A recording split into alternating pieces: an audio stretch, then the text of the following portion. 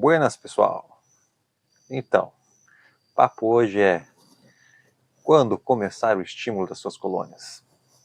Esse é um assunto bem complexo. Nós estamos aí em pleno inverno, o inverno mal começou, tem pouco tempo, porém, em algumas regiões, mês de agosto, mas hoje nós estamos em julho, né? Mas em algumas regiões, em mês de agosto, a gente já começa uma certa floração e em determinadas situações, uma floração até significativa que até dá para começar a tirar um estoque aí nas colônias entre agosto e setembro, né? Principalmente no mês de setembro. Então, surgem perguntas frequentes. Quando que eu começo a estimular minhas colônias? As minhas colônias com a temperatura baixa, com o frio, elas vão puxar cera, vão desenvolver cera? Isso aí é muito relativo, viu? Isso é muito relativo, depende muito da temperatura mesmo. Então, se a temperatura estiver muito baixa, né, principalmente abaixo dos 20 graus durante o período diurno, né, é mais complicado um pouco para elas começarem a fazer essa puxada de cera, né? Porém, em dias que a temperatura atinge 21, 22, 23 graus, já é uma temperatura muito boa, muito tranquila. O interessante é que no período noturno as temperaturas não sejam tão frias, né? Se você ainda tiver uma média de temperatura noturna aí próximos dos 8 graus, né, já não seria interessante. Interessante é que ela se mantenha mais próxima aí, ou um pouco acima dos 10 graus no período noturno. Né? Aí você consegue manter uma constância dentro da colônia e um menor consumo de alimentação energética. Né? Outro fator que a gente tem que levar em consideração é a população da colônia.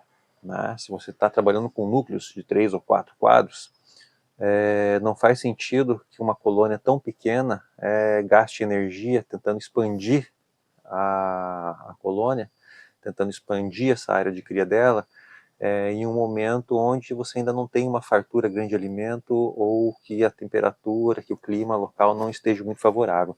Então essa colônia provavelmente vai direcionar a energia nela para a sobrevivência e manutenção da pequena área de cria que ela ainda tem lá. Porque certamente uma colônia com 4 quadros de cria, que não foi super estimulada, né, ela, nesse momento, ela vai estar ali com um quadro de cria ou às vezes até menos.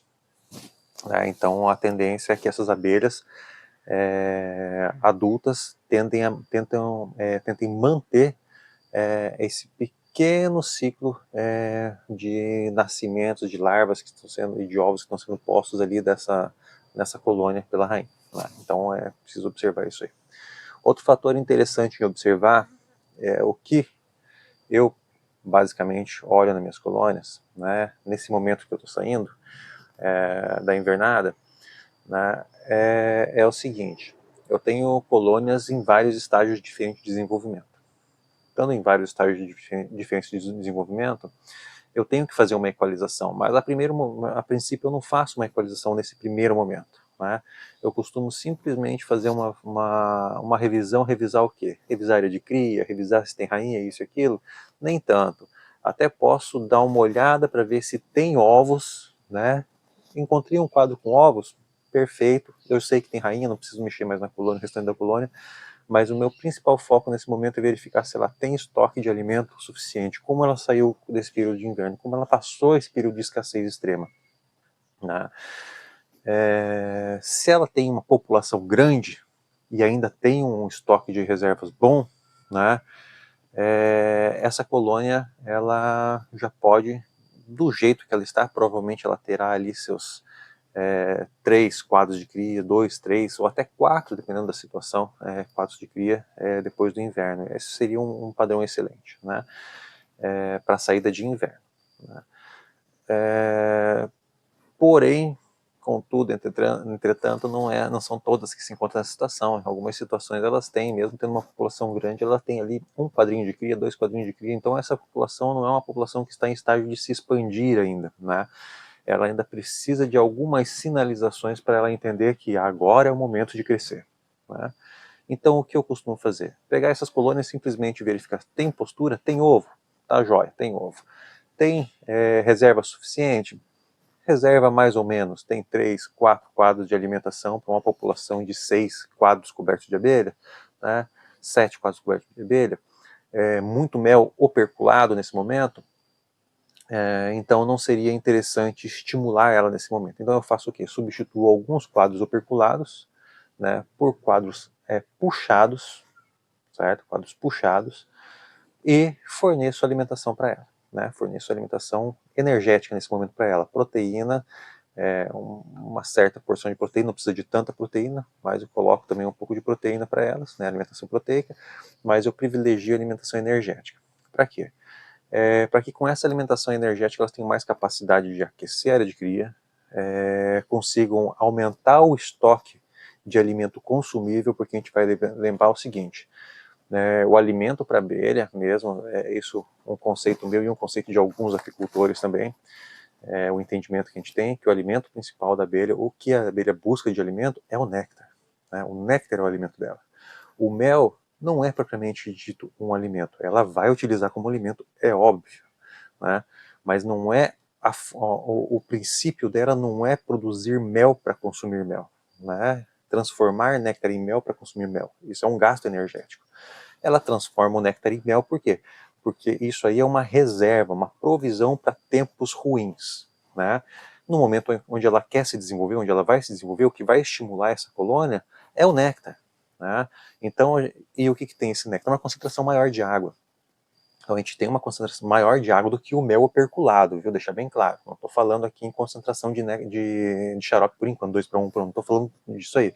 Eu estou falando que o mel operculado ele tem uma quantidade de umidade muito baixa, ou xarope operculado que seja, tem uma quantidade de umidade muito baixa, né? Então ela está ali em torno de 20% de umidade, um padrão médio, chegando no final do inverno aí um pouco menos, 18% até de umidade, e isso promove um custo para a abelha poder consumir. Então ela vai precisar de água, né, para poder diluir um pouco, para poder consumir isso aí, e porque a água é um solvente universal, né, principalmente para esses açúcares, e vai ajudar na metabolização ela metabolizar, ela transformar esse açúcar que ela vai estar consumindo, esse néctar, né, esse néctar não, esse mel, pseudo-mel que ela vai consumir ali, para ela transformar em energia, ela precisa de água, ela vai gastar água nesse processo, né?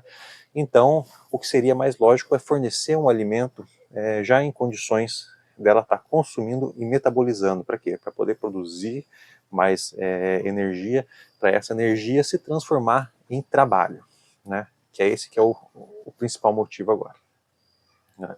Então, o que eu costumo fazer basicamente é isso, né?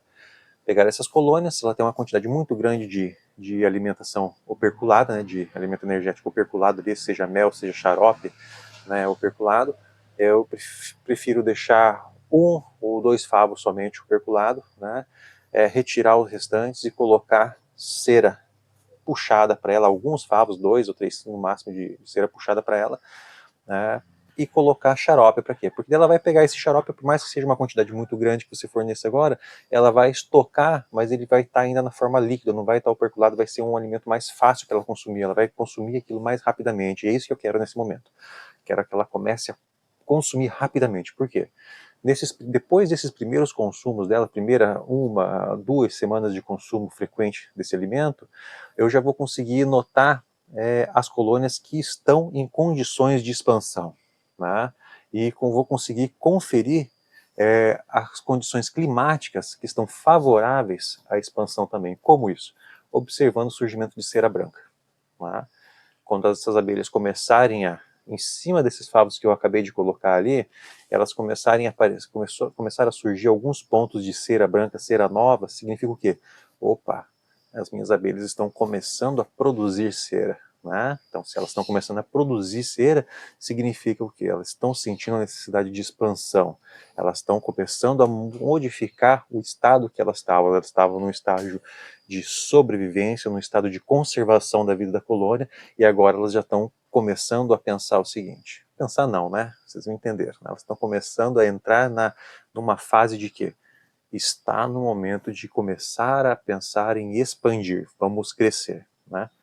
E aí é o momento da gente começar o estímulo propriamente dito. A partir daí, sim, a partir daí a gente vai começar todo aquele processo que a gente vai ver logo mais, principalmente no treinamento que que eu estou desenvolvendo aqui, a gente vai estar vendo isso aí, que vai ser ela vai começar um momento aí de expansão, de construção, e a gente vai começar esses manejos, todos esses manejos de equalização. Como é que a gente faz uma equalização? Por que a gente pensa de tal maneira numa equalização?